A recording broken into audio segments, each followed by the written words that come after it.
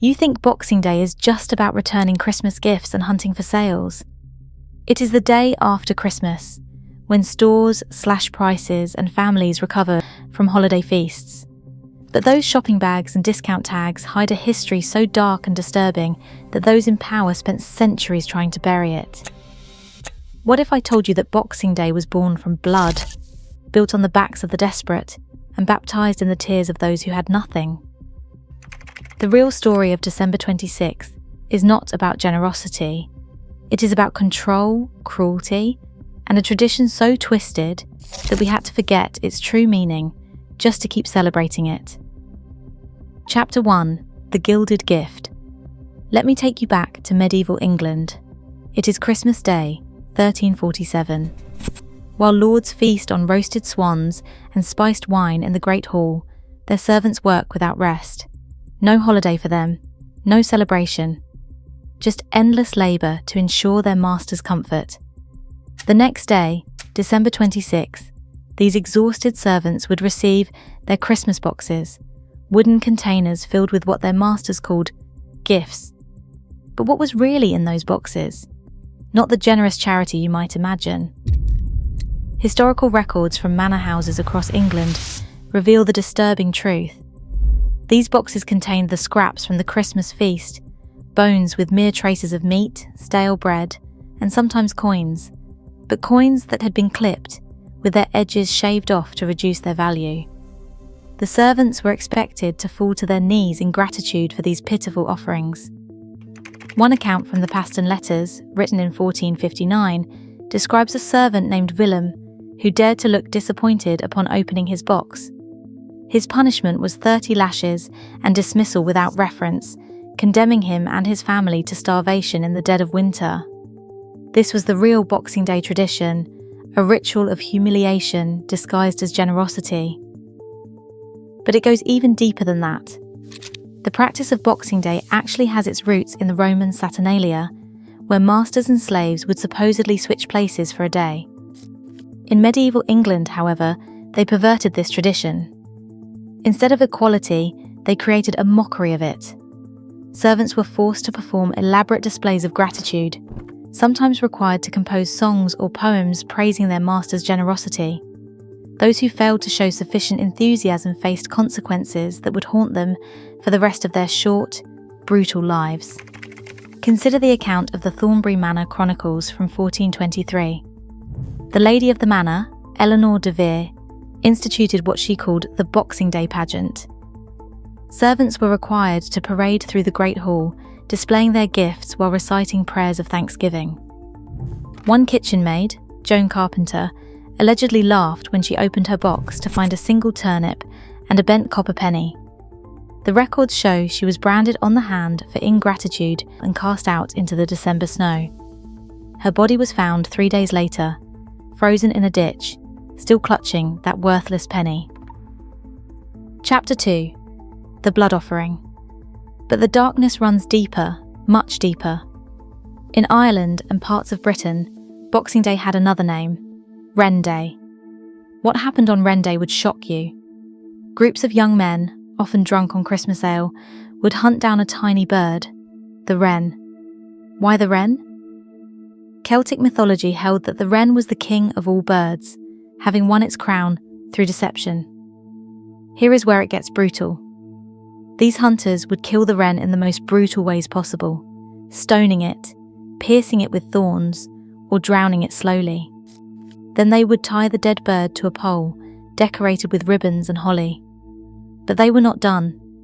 The wren boys would go door to door, demanding money from every household. Those who refused faced threats of curses. Their livestock would sicken, their crops would fail. The ethnographer Lady Augusta Gregory documented one such incident in 1852, where a family who refused to pay had their cottage burned down 3 nights later. The message was clear: participate in the blood ritual or face the consequences. But the Wren Hunt hides an even darker secret.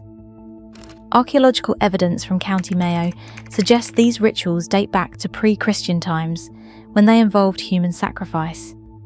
The wren was a substitution, a compromise with the old gods.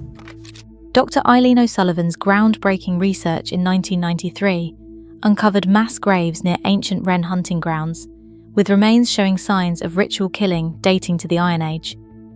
The transition from human to avian sacrifice happened gradually, but the memory lingered in the violence of the act. The Catholic Church, unable to stamp out the practice, did something even more sinister. They monetized it. Church records discovered in 2003 in a forgotten vault from the Diocese of Cloyne reveal that the money collected during Wren hunts was systematically diverted to fund the church's darker activities. Witch trials required funding for investigators, torturers, and executioners. The Wren boys, unknowingly, were collecting blood money in the most literal sense. One particularly chilling document from 1571 details how funds from the Wren Day collection were used to purchase implements of holy questioning, a euphemism for torture devices. The same coins dropped into the Wren boys' bags paid for the thumbscrews that crushed the bones of accused witches. The blood of the innocent bird was merely a preview of the human blood that would follow. Chapter 3. The Uprising. Now, let me tell you about a Boxing Day that history wants you to forget. On December 26, 1831, in Jamaica, the enslaved people on the Kensington estate had heard whispers that the King of England had freed them, that Boxing Day would be their first day of freedom. Their masters, knowing this was false, decided to play a cruel game. On Boxing Day morning, they announced a special gift. The enslaved would be free for just that one day. They could visit family on other plantations and hold their own celebrations. For 24 hours, they could pretend to be human. Samuel Sharp, a literate enslaved Baptist deacon, saw through the deception. He knew this was just another form of torture, to taste freedom only to have it snatched away. What happened next has been scrubbed from most history books. Sharp organised what became known as the Baptist War, also called the Christmas Rebellion. On that Boxing Day, over 60,000 enslaved people across 300 estates refused to return to work. The response was swift and brutal. The colonial militia killed over 500 rebels. Sharp himself was executed after speaking words that would haunt the colonial authorities.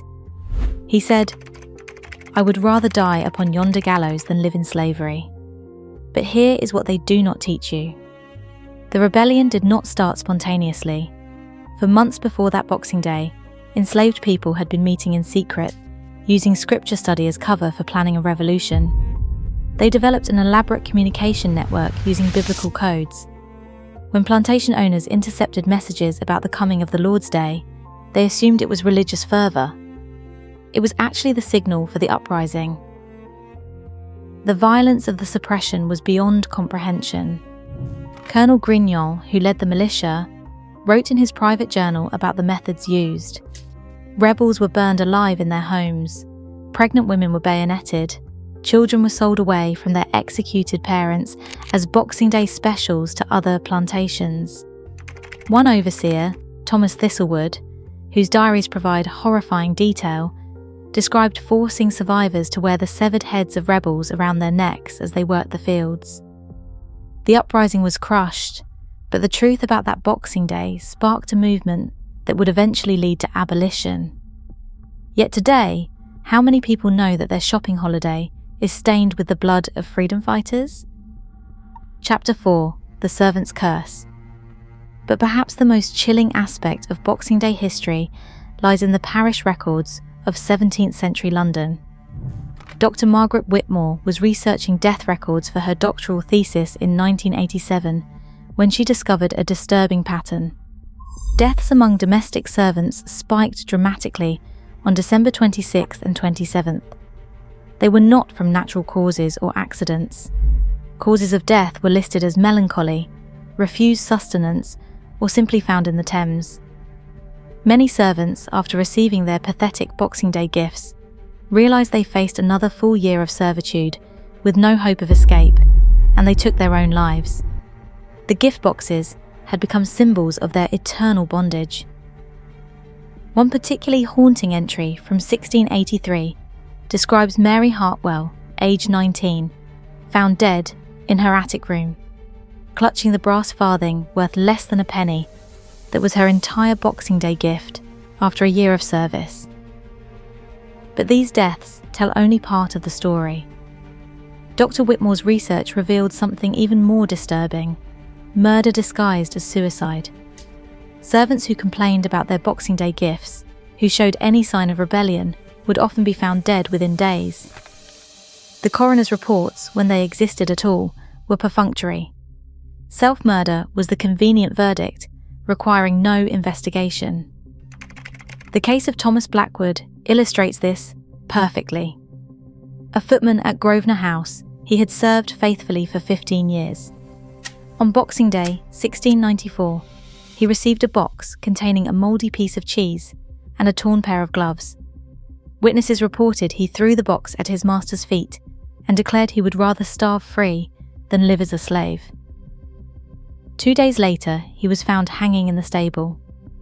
The coroner ruled it suicide, but the stable boy later swore. He saw 3 men enter the stable that night. The boy also disappeared soon after. Here is what will really disturb you. The master's response to this epidemic of despair was not compassion, it was legislation.